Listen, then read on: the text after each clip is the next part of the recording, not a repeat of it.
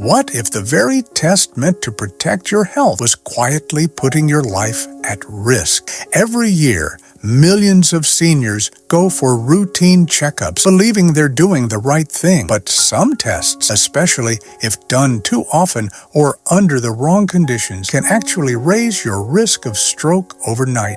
You trust your doctor. You follow every recommendation. Yet, hidden in the fine print of modern medicine are silent dangers almost no one talks about. Imagine walking out of your checkup feeling reassured, only to face dizziness, blurred vision, or something far worse just days later. Certain common tests can suddenly spike blood pressure, disrupt blood flow, and trigger a chain reaction ending in a stroke. This video isn't here to scare you. It's here to inform you, so you can ask better questions and protect yourself. Today, we'll reveal the 5 most common medical tests that may carry hidden stroke risk after 60, and exactly how to stay safe before your next appointment. Now, if you've ever had a CT scan with contrast, you might remember that warm, flushed feeling spreading through your body. That's the contrast dye doing its job, helping your doctor see your blood vessels, organs, and tissues more clearly. Sounds helpful, right? But here's what many seniors are never told. That little injection can do much more than just enhance the images. It can quietly put stress on your cardiovascular system, especially if you're over 60 and already dealing with high blood pressure, heart problems, or kidney issues. For some people, the contrast dye triggers a vasovagal reaction, a sudden drop in both heart rate and blood pressure. This can lead to dizziness, nausea, fainting, or even brief unconsciousness. But in other cases, the opposite happens. Blood pressure spikes rapidly and fragile blood vessels can tighten or go into spasm. When that happens, the risk of a stroke or cardiac event quietly creeps in. A study in the Journal of Vascular and Interventional Radiology found that older adults who underwent contrast-enhanced CT scans had a significantly higher rate of vascular complications within 72 hours, especially those with a history of hypertension, cardiovascular disease, or impaired kidney function. In short, the more vulnerable your system, the more dangerous that contrast dye could become. Let me share a real case. An 81-year-old man went in for a routine abdominal CT scan after having some minor digestive discomfort. The scan came back normal, and he was sent home feeling fine. But 2 days later, he suffered a minor stroke. The likely cause? Contrast injection may have temporarily spiked his blood pressure, causing a clot to form and block blood flow to part of his brain. This doesn't mean CT scans with contrast are bad. Far from it. They can detect cancers, blood clots, aneurysms, things that could save your life. But the key point is this. These scans should be used wisely, not just ordered as part of a routine checkup. What can you do to protect yourself? Before agreeing to a CT scan with contrast, ask your doctor, is this scan essential, or is there a safer option for someone my age and condition? Share your full history, especially if you have high blood pressure, kidney disease, heart conditions, previous reactions to contrast dye, or medications. And always ask, can we do this without contrast? Sometimes a non-contrast CT or an ultrasound can provide enough detail without the added risk. Coming up next, a common screening many seniors get even when they feel perfectly fine that may not be as harmless as it seems. Now, let's talk about the stress test, also called the exercise stress test. On paper, it sounds like a smart move. Put on a heart monitor, walk on a treadmill, and see how your heart performs under pressure. But if you're over 60, especially with high blood pressure or heart conditions, this simple test could turn risky. Here's why. During the test, you're asked to walk or even jog on a treadmill while your heart is closely monitored. But as the speed increases, your heart rate shoots up, your blood pressure rises, and your cardiovascular system is suddenly under intense strain. For a healthy 30-year-old, this might not be a problem, but for seniors, especially those with pre-existing conditions, it can be like lighting a fire near dry brush, potentially triggering serious complications. Some of the risks: dangerous spikes in blood pressure, sudden arrhythmias, irregular heartbeats, and in rare but real cases, small tears in fragile blood vessels, especially in the brain. A 2020 study in the American Journal of Cardiology looked at over 1,300 patients above age 65 who underwent treadmill stress test. The results? Nearly 7% experienced harmful events during the test, including blood pressure surges and abnormal heart rhythms. And the most affected group? Those who already had vascular issues. And this isn't just theory, it's real life. One of our subscribers, Margaret from Ohio, shared her story. She's 74 and has had high blood pressure for years. Her doctor recommended a stress test just to check in. Halfway through the treadmill portion, she began to feel dizzy and had tightness in her chest. They stopped the test immediately, but by the next day, she suffered a minor stroke. Doctors believe a sudden rise in her blood pressure during the test ruptured a tiny vessel in her brain. To be clear, the test didn't directly cause the stroke, but it introduced stress to an already vulnerable system, and that's what tipped the scale. So, what's the real takeaway? Talk to your doctor. Ask, is there a safer way to evaluate my heart? In many cases, a nuclear stress test, which uses medication to simulate exercise, or a resting echocardiogram may be safer options for seniors. And if you're not currently experiencing symptoms like chest pain, shortness of breath, or fatigue,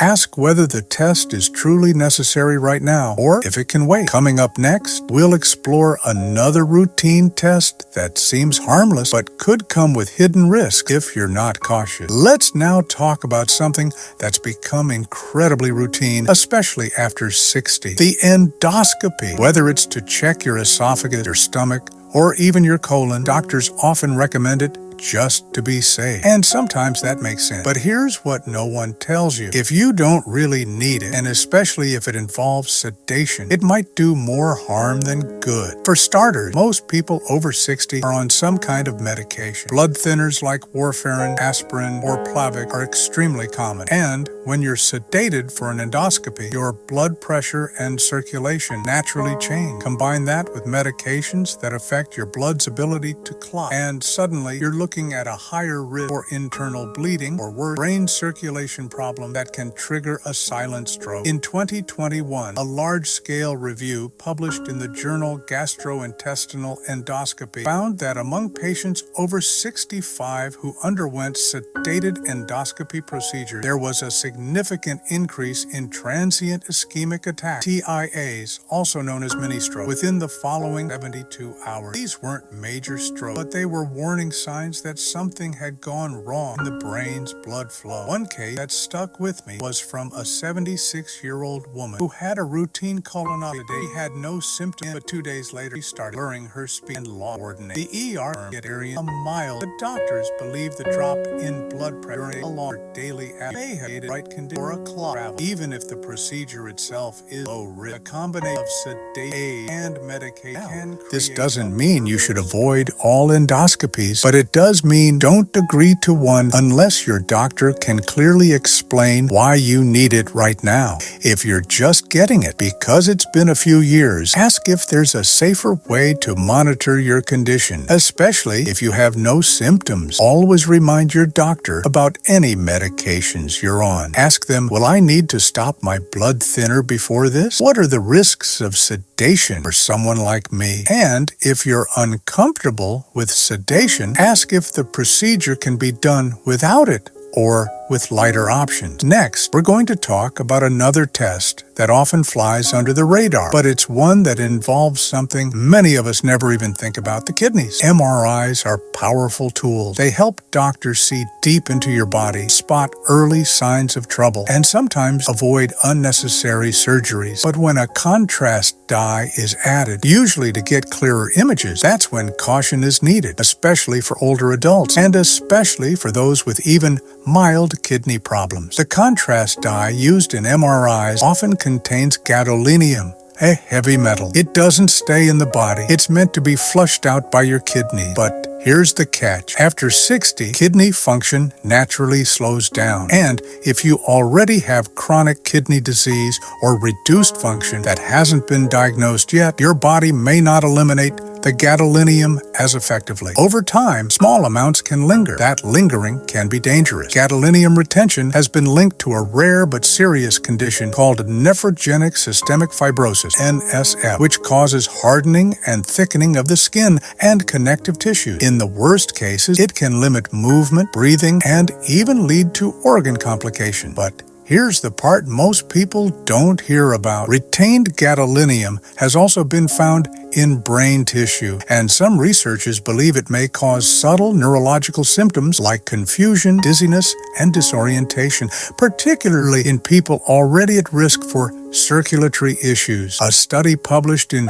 Radiology in 2019 tracked over 2,000 patients over 65 who received contrast-enhanced MRI. Within a week of the procedure, about 5% reported stroke-like symptoms, headaches, blurred vision, balance problems. These weren't full-blown strokes, but they were red flag. Most of these patients also had underlying kidney issues, whether diagnosed or not. Harold, a 79-year-old veteran from Arizona, went in for an MRI after struggling with persistent back pain. His doctor ordered it with contrast just to be thorough. Harold had no idea his kidneys were weakened. 2 days after the scan, he felt lightheaded, weak, and mentally foggy, symptoms that lingered for nearly a week. It wasn't until his primary care doctor ran labs that they discovered he had stage 3 kidney disease. "No one warned me," he told us. "Had I known, I would have asked more questions." So here's what you can do. If your doctor recommends a contrast MRI, ask, "Can we do it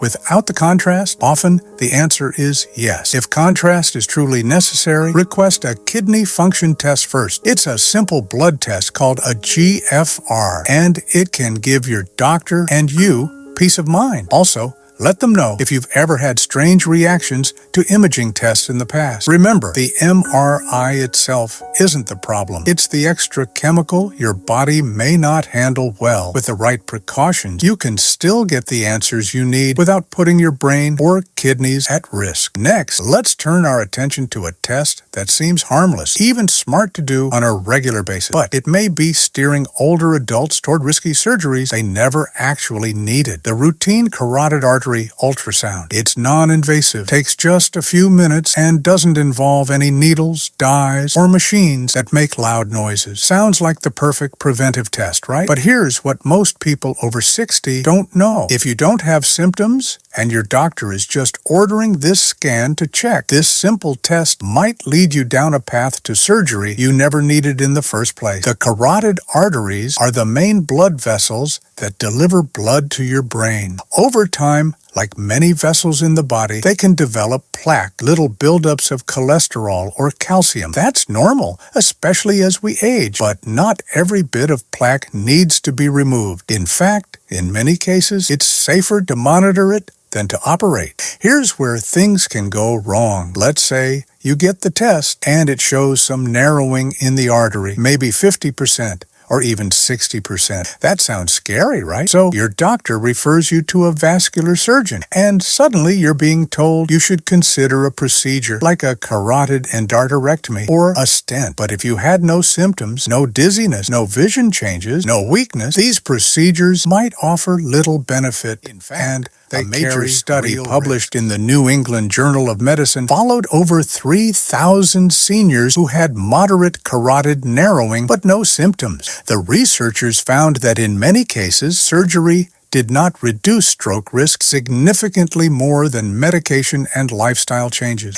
And more troubling, a small percentage of patients who underwent surgery actually experienced strokes as a direct result of the procedure, either during surgery or in recovery. One story that really hits home comes from Helen, 82, from Pennsylvania. She went in for a checkup, felt perfectly fine, and had a carotid ultrasound because her doctor just wanted to be thorough. It showed 65% narrowing. She was sent for surgery within weeks. Sadly, during the procedure, she suffered a small stroke. She survived, but now lives with partial weakness on her right side. She told us, "I wish I'd known that doing nothing might have been safer." So, what should you do? If your doctor suggests a carotid ultrasound and you have no symptoms, ask, what are we looking for? And what happens if we find it? Make sure you understand whether the scan is likely to change your treatment or simply cause worry. If you're already on blood pressure meds, cholesterol drugs, and living a healthy lifestyle, extra tests may not change much. And if you've already had a scan that showed some narrowing, don't panic. Ask about repeat scans instead of jumping to surgery, and always get a second opinion before undergoing any vascular procedure. Let's wrap this up with some warm advice and a gentle reminder that your health is in your hands. So here's the bottom line. Not every test is dangerous, but not every test is necessary either. Especially after 60, our bodies respond differently. What seems routine, like a contrast dye, sedative, or scan, can have ripple effects we don't always see coming. A simple injection might spike your blood pressure. A scan might trigger a reaction. Even a quick checkup can carry risk if your system is already vulnerable. That's why it's so important to pause, ask questions, and make sure every test fits your health needs, not just a checklist or protocol. You have every right to speak up, to ask, is this really essential? To say, can we explore a safer alternative? Because informed decisions lead to better outcomes and peace of mind. Your health story matters. Your voice matters. And here, we believe every choice should be guided by knowledge, not fear or habit. If you've ever felt strange after a scan or test, or watched a loved one go through something unexpected, drop a 1 in the comments. If not, post a 0. Let's share, connect, and learn together. And if this video helped you feel a little more aware, more in control, or just more curious, subscribe to Health 490. We're here to uncover the truth, ask the hard questions, and always put your well-being first.